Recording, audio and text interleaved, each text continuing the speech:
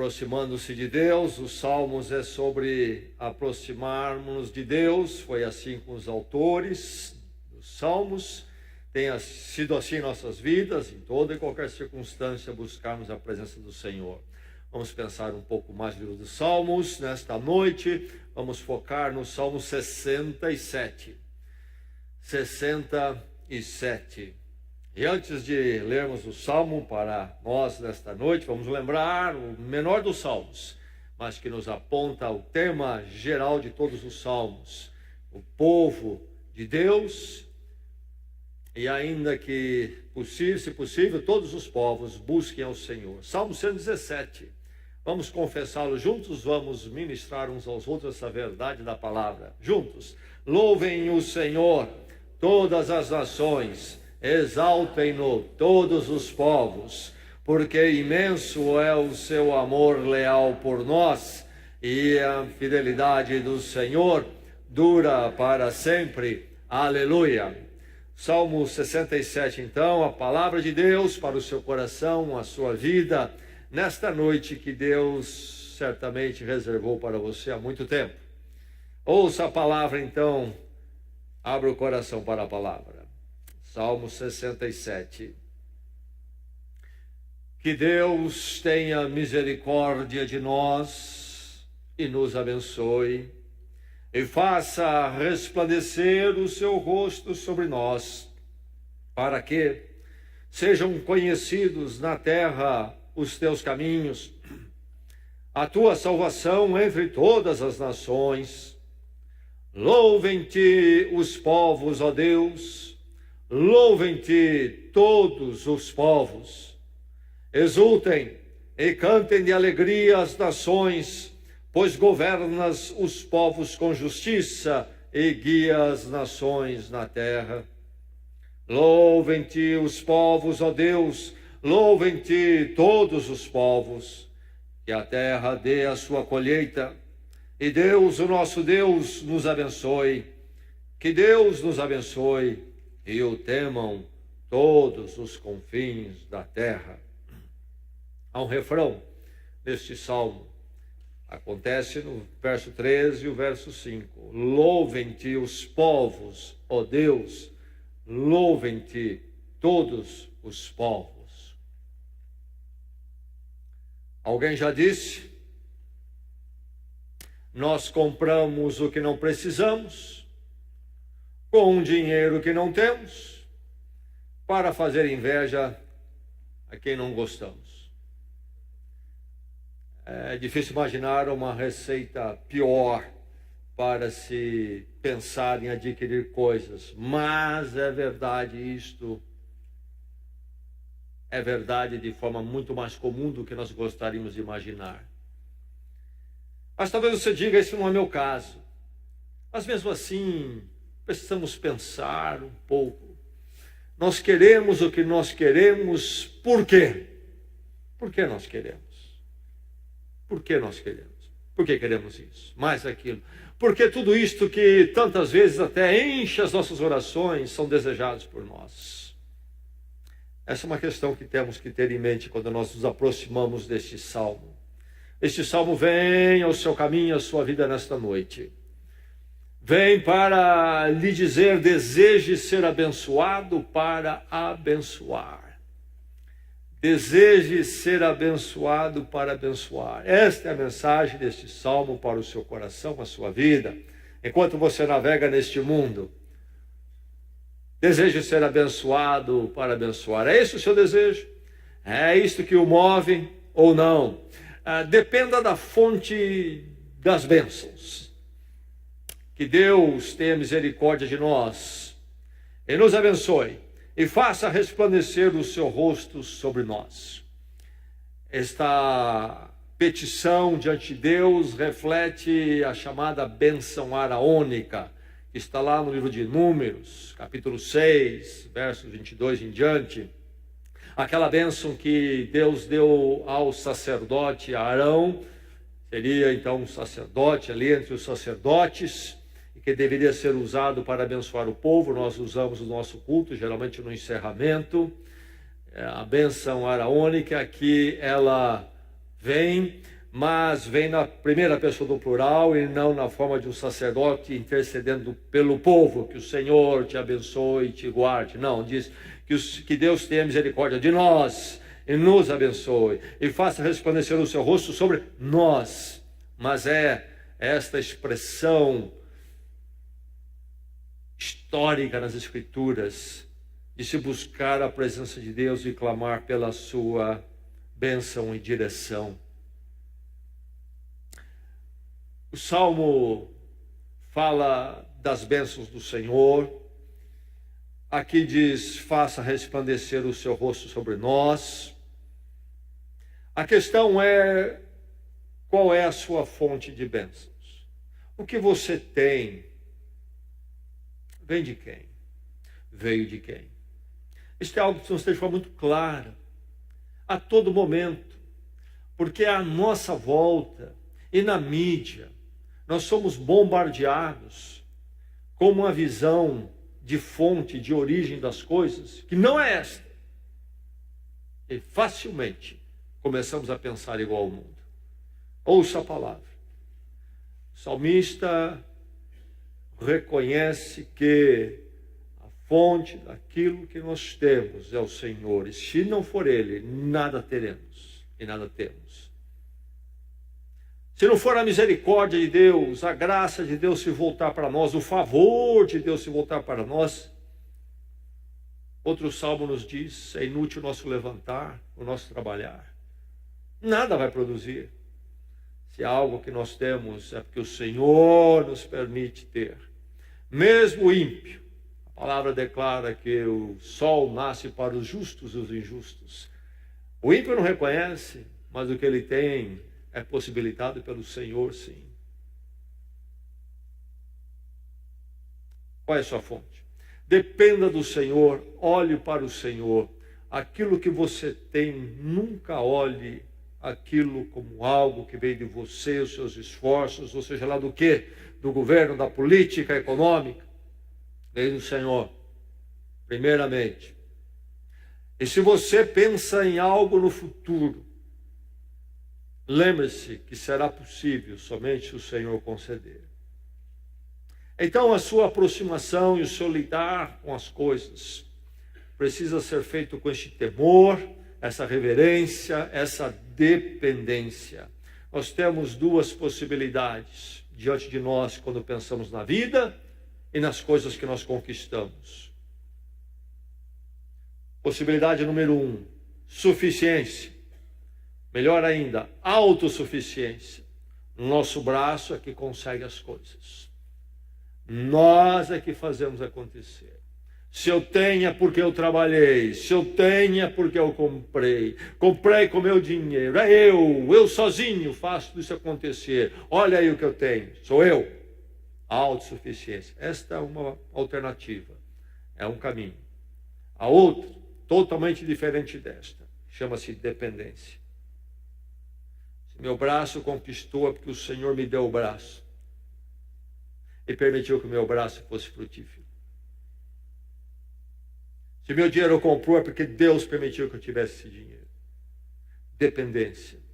Proposta mundana, proposta bíblica espiritual. Qual é a sua? Por onde você caminha? O salmista caminha por qual? Dependência. Que Deus tenha misericórdia de nós e nos abençoe. Mas note que ele diz que o Senhor governa os povos com justiça. Então, o que nós temos de um lado no verso 1 tem a ver com a misericórdia, a graça de Deus. Isto é de acordo com a vontade de Deus, o favor de Deus. Do outro lado, é um Deus que trata com retidão e com justiça. É importante nós pensarmos em bênção como algo que precisa estar alinhado com Deus e com a vontade de Deus. Verifique isso na sua vida. É algo que realmente Deus deu ou não? Foi de acordo com a retidão, com a vontade de Deus? Veio realmente da graça de Deus? É algo que Deus daria para você da forma que foi dado? Nós vivemos em tempos quando há movimentos aí religiosos enormes, movidos por algo que é chamado de teologia da prosperidade. Então é todo um marketing religioso para levantar mais dinheiro para o império religioso, assim vai a coisa. E então é usado muitos tais testemunhos. Testemunhos sobre resultado, mas que não falam do impacto de Deus na vida das pessoas. Eu era um empresário quebrado e falido. Tinha perdido tudo. Estava devendo uma porção de coisas. Mas aí, depois de tal e tal coisa, depois que eu fui para essa igreja, tudo foi recuperado. E hoje eu tenho um barco, tenho 2 carros, tenho 3 apartamentos. É isso aí. Você estava quebrado? É. Tinha cheques voando, não tinha? Estava quebrado? Não pagou os dinheiros dos funcionários? Não. Estava quebrado? Impostos atrasados? Sim. Como é que se abriu empresa?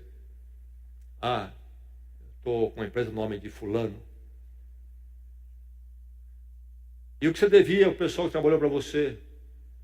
Os direitos deles. Ah, você está dando um jeito nisso aí. Estou com uma empresa, um novo nome. Isso não tem nada a ver com a bênção de Deus. A bênção de Deus seria, estava quebrado, estou me levantando, pagando tudo. Talvez estava quebrado porque era um camarada meio, um tanto quanto malandro. Não faço mais as coisas daquele jeito. Talvez não consegui me levantar. Estou vendo uma vida remediada, uma vida de paz e alegria com Deus. Então, depender da fonte das bênçãos, não é só uma questão das coisas em si, mas é o que Deus está fazendo em mim. O impacto, o encontro com Deus em Cristo transformador, onde eu ando o caminho que tem que andar. Deseja ser abençoado, então para abençoar, mas dependa da fonte das bênçãos, que seja realmente bênção, seja aquilo que vem da misericórdia de Deus e de acordo com a retidão de Deus, esse Deus que governa os povos com justiça. Deseja ser abençoado para abençoar, foque no propósito das bênçãos. O verso 3 e 5 repete aquele refrão que eu já citei aqui neste poema, até um cântico. Louvem-te os povos, ó Deus, louvem-te todos os povos. O salmo é orientado por esse refrão, e nós lemos o salmo e vemos que realmente ele gravita em torno desse refrão. Há um desejo supremo neste salmo, de ver os povos louvando a Deus. Todas as gentes louvem a Deus. Lembra o contexto onde esse salmo foi escrito? Em Israel. Lá, séculos antes de Cristo. Pequenina nação, cercada de outros povos. Como é que era a questão nacional e religiosa naqueles dias? Cada povo tinha o seu Deus. O Deus, então, era o Deus da forma que chamamos de Deus tribal. O nosso Deus, no sentido que é o Deus desse povo aqui. E ele olha por esse povo e só esse povo. E por isso ele só cuida desse povo. E os outros vão ter que se ver com ele. O Deus tribal, o Deus da nação, da tribo. Deus pequeno. Aí surge Israel na história. Deus levanta esse pequenino povo. O Deus que se revela, o grande eu sou, Yahvé, o Deus que vem em aliança com este povo, chamando primeiro Abraão lá em Gênesis. Mas que Deus é este? E que povo é este? Quando Deus chama Abraão para formar a nação de Israel, o patriarca, Deus diz em Gênesis capítulo 12, verso 22 novamente, o grande chamado de Abraão qual é? Você será uma bênção para todas as famílias da terra. Esse Deus não é o Deus tribal, não é o Deus que os povos criam para a sua conveniência e interesse egocêntrico. Esse é o Deus criador, o Deus de todos os povos. E por que ele chama uma nação de Israel? Ele chamou Abraão, em Abraão está o propósito da nação de Israel, para que todas as famílias da terra fossem abençoadas. De alguma forma, através dessa pequena nação, o conhecimento de Deus seria trazido outra vez à humanidade que perdeu a partir do pecado. Por isso, em Isaías, mais de uma vez, inclusive no capítulo 49, é dito sobre Israel que seria uma luz para as nações. Porque falaria desse Deus. Então, Israel não tem uma missão para si mesmo, nem o seu Deus é para si mesmo. Isto é, o Deus Yahvé é o Deus de Israel, é o Deus de Abraão, Isaac, Jacó, mas é deles para que através deles seja conhecido por todos os povos. Então, este salmo já aponta para um grande dia, um grande momento que haveria de se realizar na história de Israel. Mas aponta para o fato, primeiramente, que as bênçãos não são um fim em si mesmas. O propósito de tudo é o louvor de Deus, a adoração de Deus, o ser humano, eu e você. Reconhecemos que Deus é o centro, e Ele é sublime, e Ele é maravilhoso. É o nosso Criador, sustentador e Salvador, é o Deus de amor. E a Ele, então, toda a glória e todo o louvor. Louvem-te os povos, louvem-te os povos todos. A bênção, então, como instrumento de glorificar a Deus. De alguma forma, aqui neste salmo, as bênçãos são vistas apenas como instrumentos. Elas não são um fim em si mesmas. Me abençoe, ó Deus, para que eu tenha mais. Mas eu quero entupir minha casa de coisas. Não. Deus me abençoe. Abençoa naquilo. De alguma forma, tudo precisa resultar para o louvor, para a glória de Deus. Em mim, na minha vida e naqueles que estão à minha volta e até além. Louvem-te todos os povos. Esta conexão acontece no Salmo. Entre a bênção e as pessoas reconhecerem quem Deus é e louvá-lo. Você pensa as bênçãos assim? Você, ao pensar nas bênçãos, foca no propósito delas, que é a glória de Deus, o louvor do Senhor. Isto acontece no ato em si, quando eu, com humildade, reconheço que a fonte das bênçãos é o Senhor e dou meu braço forte, e as pessoas veem o testemunho de fé na minha vida. E também esta adoração, este louvor a Deus acontece através das bênçãos quando eu as uso para financiar a mensagem do Senhor, para que ela chegue àqueles que não a conhecem ainda. Enfim, deseja ser abençoado para abençoar. É esse o seu desejo quando você pensa nas bênçãos? Foque no propósito então das bênçãos. Reconheça as bênçãos recebidas. Quando a gente fala em bênção, em geral é assim, bênção é algo que eu estou esperando, nunca é o que eu tenho. Eu preciso ser abençoado. Gostei desse salmo. Porque eu não sou. Verso 6 diz que a terra dê a sua colheita. E Deus, o nosso Deus, nos abençoe. Este salmo é entendido como sendo um cântico que foi escrito, uma oração, para ser usado em alguns festivais de Israel, possivelmente na festa dos tabernáculos, quando ali em conjunto havia a festa das colheitas. A época da colheita, vinha a colheita abundante. Que momento precioso para aqueles dias, quando a produção de alimento não tinha esta forma industrializada que temos em nossos dias. Uma colheita ruim representava um ano à frente difícil, muito difícil, em termos de alimentação mesmo, direta. Então, este salmo é um salmo que era dito, orado, no momento quando a colheita estava diante do povo. um fato acontecido. Mas junto com isto, eu quero destacar um ponto aqui, sem complicar muito. A versão que eu tenho, possivelmente você tem, diz que a terra dê a sua colheita, uma petição. E pode ser interpretado assim, uma petição, que venha acontecer isso. Mas quando se está pensando na colheita que já está ali, porque este salmo era usado para isto, foi escrito para esse momento de gratidão, então ao se fazer essa petição já está se entendendo que Deus é quem dá a colheita e tem dado. Mas o fato é que no original, este verbo está realmente num passado perfeito, e a força verbal aqui a terra tem dado sua colheita. Estou vendo. Nós estamos vendo. Então há uma petição para o futuro, há uma expressão de fé no futuro, que Deus faça assim no futuro, mas ao mesmo tempo quando se reconhece o que já está bom. Nós queremos abençoar os outros, mas o dia que nós fomos abençoados com algo mais, não com as bênçãos que eu tenho hoje. Eu não reconheço essas bênçãos.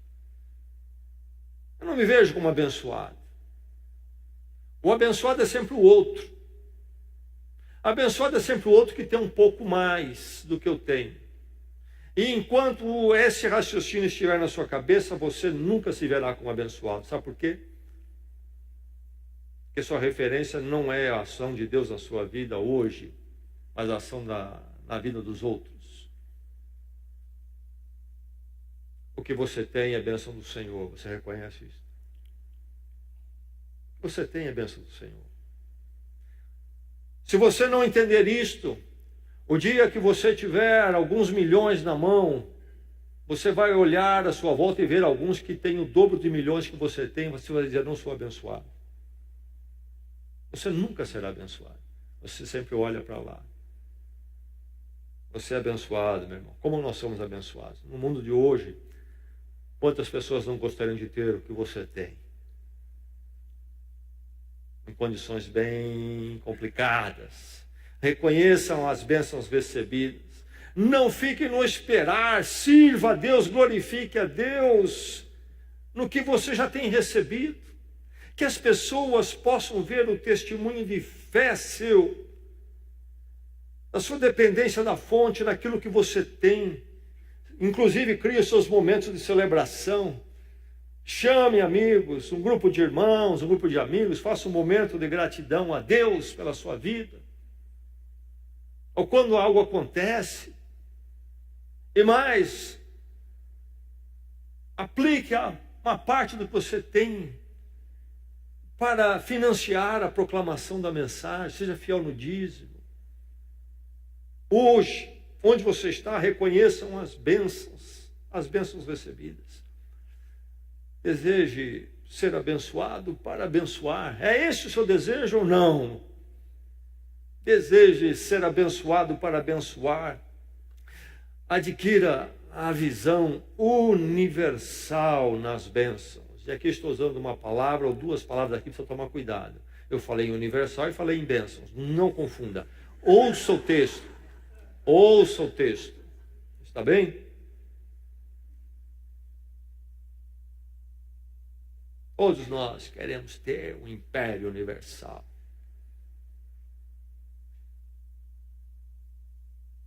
O reino do Senhor.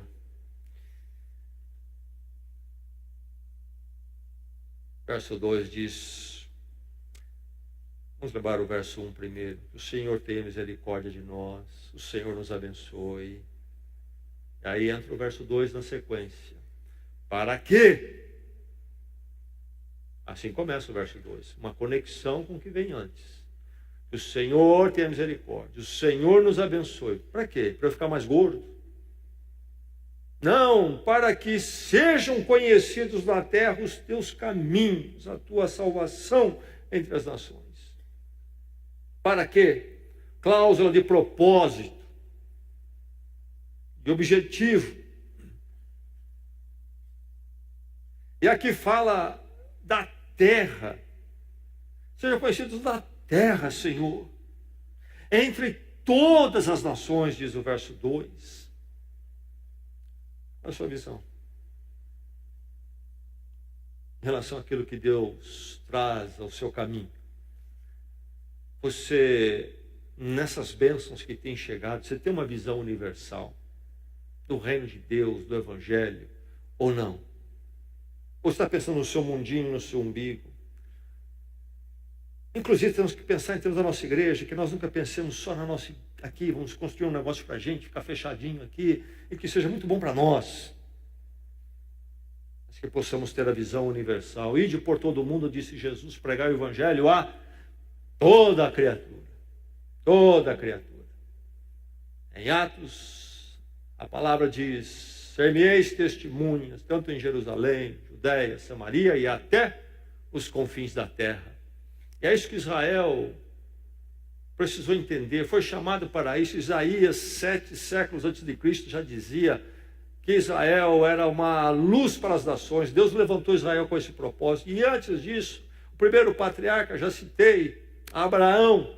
Abraão, estou lhe chamando para você ser uma bênção para todas as famílias da terra, não para a sua família, e nem para as tribos que dela virão, nem para a nação que vai acontecer, porque Deus diz, vão multiplicar a sua descendência. Não, vocês são chamados para abençoar todas as famílias da terra. Será que temos essa visão? Verso 3 e 5, novamente, o refrão: louvem-te os povos. E novamente o refrão diz: louvem-te todos os povos, não apenas alguns, não somente nós. E o verso 7 diz que Deus nos abençoe e o temam todos os confins da terra. Aquilo que nós temos ouvido aqui, temos oportunidade de ouvir sempre, semana após semana. Que pela graça de Deus, aqueles que nunca ouviram possam ouvir. Eu e você possamos adquirir essa visão universal nas bênçãos, naquilo que você tem trazido ao nosso caminho, como testemunho aqui na nossa comunidade, ao nosso círculo de relacionamento, mas também nós individualmente, e depois nós, inclusive, como igreja, nos ajuntando, levando essa palavra a muitos e muitos outros, nessa cidade e além. Esse é o nosso chamado. A hora que nós começarmos a ficar voltados para nós mesmos é o declínio da igreja. Precisamos colocar outras igrejas nessa cidade. Precisamos continuar ajudando aqueles que estão indo a fronteiras, além, onde não há essa pregação, alcançando povos que não têm esse acesso à palavra. Adquira a visão universal nas bênçãos. Deseja ser abençoado para abençoar. Este salmo tem 2 temas. Você prestou atenção? Você notou? Se não notou, vai notar agora. 2 temas, quais são? Primeiro, a natureza. Há uma ideia de colheita aqui, não é verdade? Há uma ideia de colheita. O Senhor nos deu a colheita. Aqui a bênção, no sentido do nosso trabalho produzir e a colheita vir. Mas aqui também nesse salmo há um tema de história. A história da salvação, que os povos venham a conhecer, que os povos venham a louvar a Deus, a obra de Deus na história humana. Então aquilo que Ele está fazendo pelo seu povo, cruza com a obra de Deus que Ele quer realizar nas pessoas. Levá-las ao encontro dEle. Os 2 temas aqui se solidificam e se misturam. Então, na verdade, aqui nós temos um salmo chamado messiânico. Ele aponta para aquilo que Deus começou em Israel, mas para levar a Cristo que viria de Israel, e dali então para todas as nações a salvação.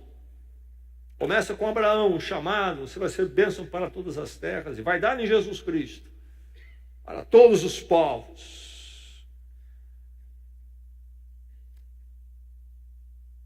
Para que sejam conhecidos na terra os teus caminhos, diz o verso 2.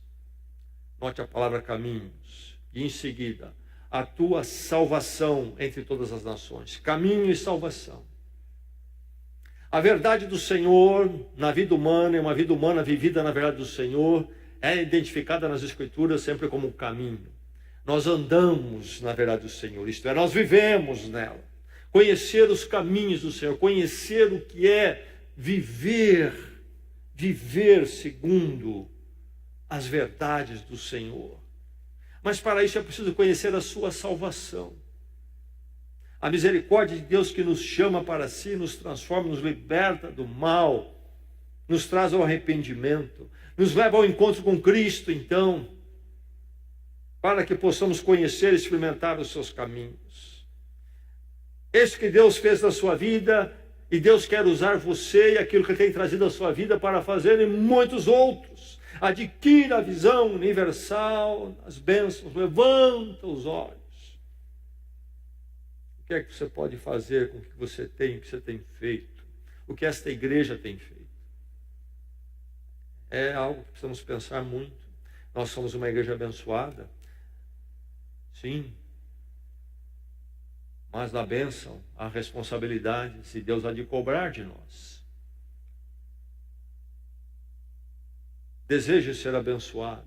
Para abençoar, adquira a visão universal das bênçãos. Viva a carência, veja a carência dos povos nas bênçãos.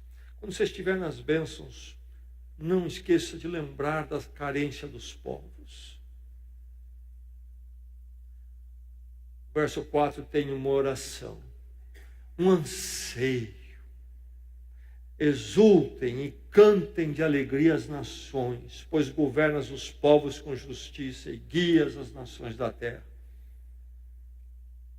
Meus irmãos, as nações, os povos não estão exultando. E a ideia aqui é alegria. Nós vivemos num mundo triste. É um mundo colorido, é um mundo que cria muitos agitos, faz muitas cócegas em si mesmo, mas faz tudo isso porque lá dentro é muito triste. É um mundo escuro, sem significado, é fugaz, é vazio. É um mundo que não conhece o Senhor, não pode ter alegria. O desejo do Salmo é que o mundo possa cantar de alegria um dia. E o povo, qualquer um, eu e você, só vamos cantar de alegria quando conhecemos o Senhor e a sua graça. Um mundo que precisa de drogas, um mundo que precisa viver, ser movido por baladas. Não estou dizendo mundo que tem algum momento de festa, estou dizendo um mundo que precisa ser movido por baladas, por programas. Um mundo que não é alegre. A alegria é somente quando nós encontramos o Senhor. Há um mundo carente à nossa volta. Um mundo escuro, por isso Deus disse que Israel seria luz para as nações. E chega Jesus dizendo, eu sou a luz do mundo. Um mundo em trevas, se apegando a todo tipo de coisa. Nada é. Um mundo que não conhece o governo da justiça. Deus, diz no verso 4, governa os povos com justiça, um mundo carente de justiça. Nós vivemos essa fase aqui, por exemplo, no Brasil, como a justiça impera. Não estou falando do judiciário que falha muitas vezes temos visto fazer a sua parte, mas também muitas vezes imperfeito. Mas injustiça no sentido da rua, nos relacionamentos, por exemplo, toda a corrupção que está aí em todas as formas. A forma imoral que o ser humano vive, navega, trazendo grandes dores, toda a forma de trapacear, falta justiça. A humanidade, quantas dores, não há justiça. E surgem instituições como as Nações Unidas, achando que vai ela colocar justiça no mundo e não consegue. Um mundo que carece do governo de Deus. As pessoas se atropelando, se destruindo, povos se aniquilando. O verso 4 diz mais a última frase, guia as nações na terra. E a ideia aqui, na verdade, é a ideia do pastoreio. Não somente governa, quando finalmente a justiça impera, mas também que pastoreia, que cuida. Esta oração é uma oração para aquilo que vai se cumprir em Jesus Cristo. Deus está fazendo esta obra em Cristo e há de chegar o dia, quando diz o Apocalipse, quando povos de todas as nações, de todas as línguas, de todas as tribos estarão ali diante do Cordeiro de Deus, num ambiente de eterna justiça e de alegria e de pastoreio de Deus. Este mundo dolorido tem uma esperança e uma única esperança: Deus revelado em Cristo Jesus, segundo o seu propósito na história da salvação. Precisamos lembrar disso. Precisamos levar a palavra. Precisamos usar o que nós temos para atender à carência de um povo perdido nas trevas, em destruição. Você possa ver assim o que você tem, eu e esta igreja também possa sempre se mover, lembrando dos povos, como Jesus olhou e viu as gentes, teve compaixão delas, diz o Evangelho. Não tinha um pastor. Assim caminha a humanidade. Deseja ser abençoado para abençoar. É esse o desejo do seu coração, da sua alma. Veja a carência dos povos. Aplique então as bênçãos em conversão, em missões, em levar as pessoas a conhecer a Deus e louvá-lo e poder louvá-lo para sempre. Verso 2, mais uma vez então: para que sejam conhecidos na terra os teus caminhos, a tua salvação entre as nações. Versos 3 e 5 diz o que? Louvem-te os povos, ó Deus, louvem-te todos os povos.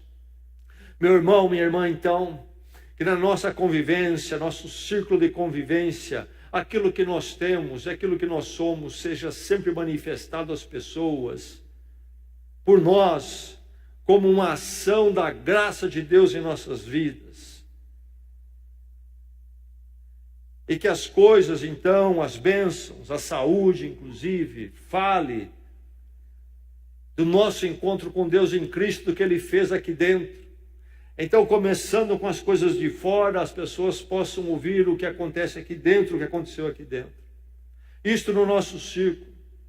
E juntos possamos ir além. Possamos pensar em levar essa palavra àqueles que não conhecem. Esta igreja possa ser um farol e uma luz para muitos desta comunidade. E possamos expandir esse trabalho para outros cantos da comunidade de Bragança. E possamos pensar ainda em terras e regiões, até no Brasil, além daqui. Nunca voltados para nós mesmos, mas voltados para glorificar a Deus, levando mais pessoas a conhecê-lo e glorificá-lo, para que elas também conheçam a alegria e cantem de alegria. O Senhor continue a nos abençoar, e a nossa colheita continue a vir, mas em vindo, em sendo abençoado, que nós pensemos em abençoar outros. Vamos orar? Vamos à presença do Senhor.